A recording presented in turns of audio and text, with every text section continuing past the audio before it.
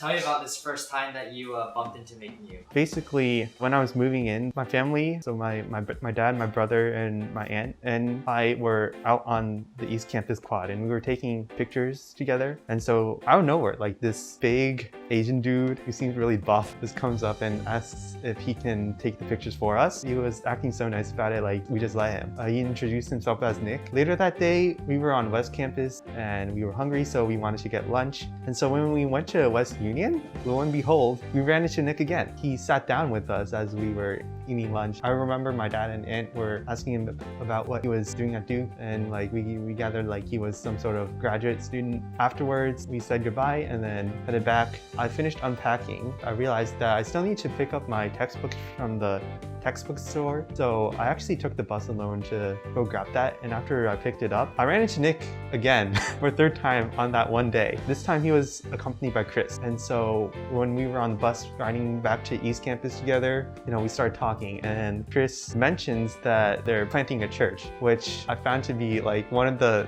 most random things I have ever heard in my life.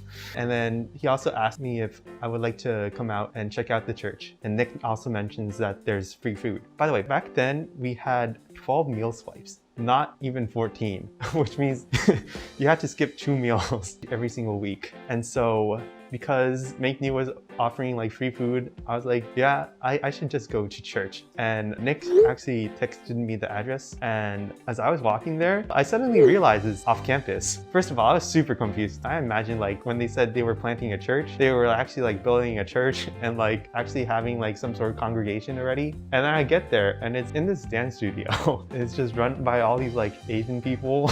I remember Tim gave his first message. He mentioned that he was an atheist turned Christian, which I found to be really interesting. After service ended, also realized that apparently the number of students who were actually attending the service was like 5-ish, and the number of people who stayed for lunch was like 4. And so I remember going to the gallery, which is like makenew's apartment back in freshman year, and sitting down, enjoying lunch, just having a really good time actually. So much so that I was like, you know what, I'll come back again next week.